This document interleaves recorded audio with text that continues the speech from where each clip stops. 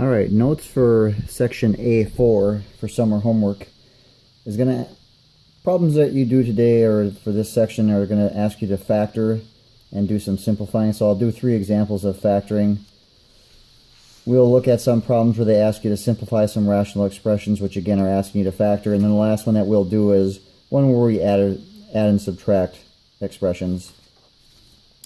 So starting with factoring, going back to your early factoring skills, you've got a quadratic and there's a 1 in front.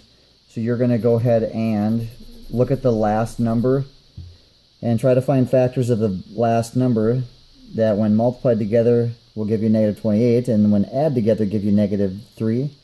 And so you run through your head and you'll fairly quickly find that it's x minus 7 and x plus 4. If you have trouble finding the factors, go ahead and start listing them out. If you list them out and you don't find any factors that add together to give you negative 3, for example, then it would just mean that it's not factorable, which is possible. Letter B, another quadratic. However, this time we have an a value of 6, so not 1. And this is where you probably remember Mrs. Van Hoovel saying you're going to use the earmuff method where you multiply that front and back number together. For this particular one, we get negative 18. And then what you do is you start listing off factors of 18 or running through them in your head. And you're trying to find factors that are going to add together to give you positive 7. And so once you find those factors, you can, of course, stop. If you list them all off and you can't find any that add to give you 7, like we said before, that means it's not factorable, which is possible. Alright, now once I get these factors, what I'm going to do is I'm just going to basically rewrite this. I'm still going to say it's 6x squared plus 7x minus 3. It's just instead of saying plus 7x, I'm going to say plus 9x minus 2x. Which of course we all know if I add those together, I'm going to get plus 7x. So it's just a fancy way of writing 7x. So these two things are exactly the same. And the reason I want to do this, I want 4 terms so that what I can do is called factor by grouping, where I group the first 2 and the last 2, and these 2 sets of parentheses are technically being added right now. So look at the first set of parentheses and factor out what they have in common. They happen to have 3x in common. If I factor that out, I am left with 2x plus 3. The second set of parentheses, something has to get factored out. So if they have nothing in common, you can always factor out 1. Or you want this term to be positive, so I'm going to factor out negative 1. And that leaves me with 2x plus 3. And these 2 parentheses should be the same. If they're not, something's wrong. If they are, then here's one giant term. Here's another one. These 2 terms happen to have that 2x plus 3 in common, so I can factor it out.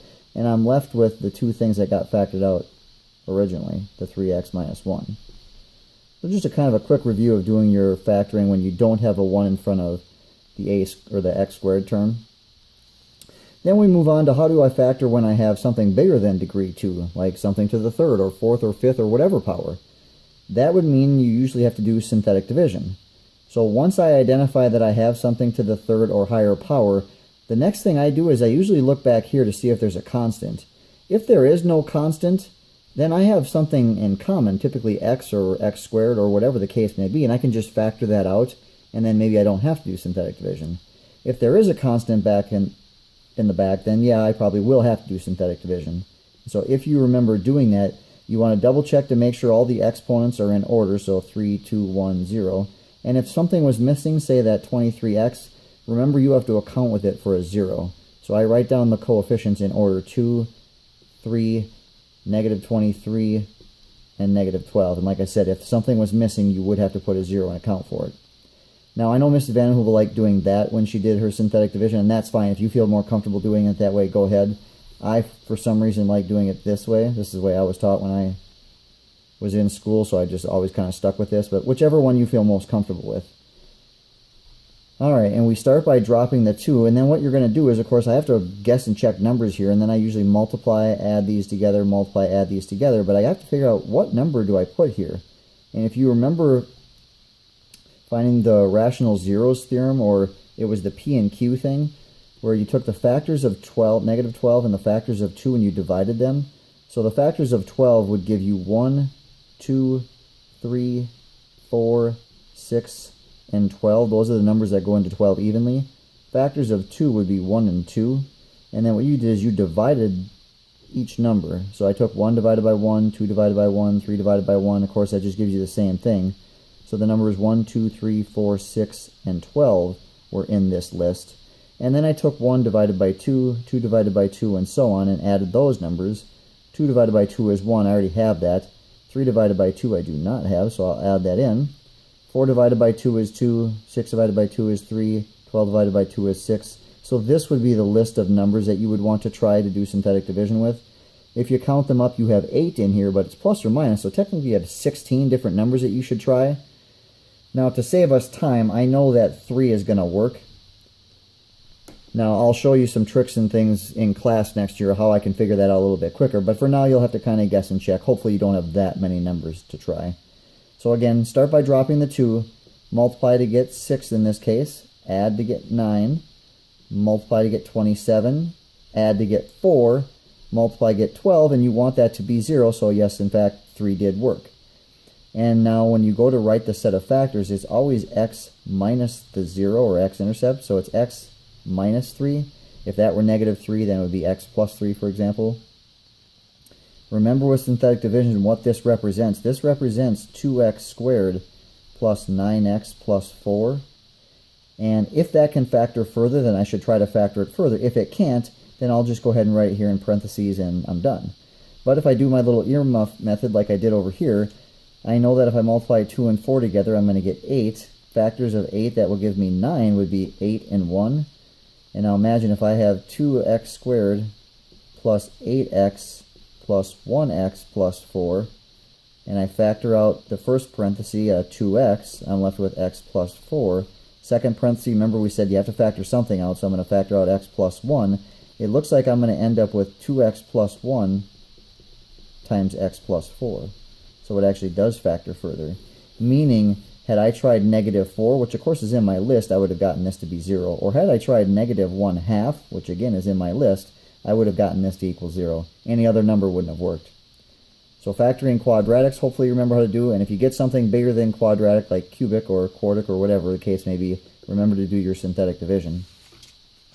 On to the simplifying problems. It's basically the same as the factoring problems. You're going to look to factor and try to cancel. Be careful when you're factoring. I can't cancel, for example, these two x's together because they're a part of a bigger group. You always have to be careful. You want things to be multiplied together or divided before you can cancel them.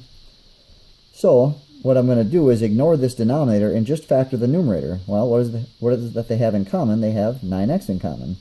If I factor 9x out, I'm left with x plus 1.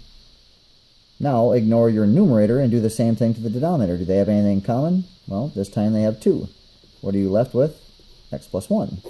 Now that these are being written as multiplication, I can actually cancel those x plus 1s, and your final answer would be 9x over 2. And there's the simplified version of this expression. These expressions are exactly the same, except for this one has a hole in it, which don't worry about now. I'm sure you remember doing that. You'll see it again next year. All right, letter B, same idea. I want to try to factor and cancel if I can. I recognize in the numerator I've got an x to the third and there's a constant, so I know I'm doing synthetic division again. Now I like the leading coefficient to be positive, so I'm going to factor a negative 1 out of the numerator and then rearrange the order since I like the exponents to decrease. I'm going to say this is positive 1x to the third. That will switch to a negative 2x squared. That will become a positive x and a negative 2. In the denominator, I'm going to go ahead and factor that right away into x minus 2 and x plus 2. Alright, now I still need to do the synthetic division in the numerator, and I now have a leading coefficient of 1 here, which is what I like. Now run through your synthetic division. I have 1, negative 2, 1, negative 2. Now, since the leading coefficient, ignoring this negative, is a 1, when I do my p plus q, it's really factors of negative 2 divided by 1. So it's really just 1, negative 1, 2, and negative 2. And so you only have 4 numbers to try, and I'm going to try 2, mostly because I know it works. Alright, go ahead and drop down the 1, multiply to get 2, add to get 0, multiply to get 0, add to get 1, multiply to get 2, and sure enough it did work.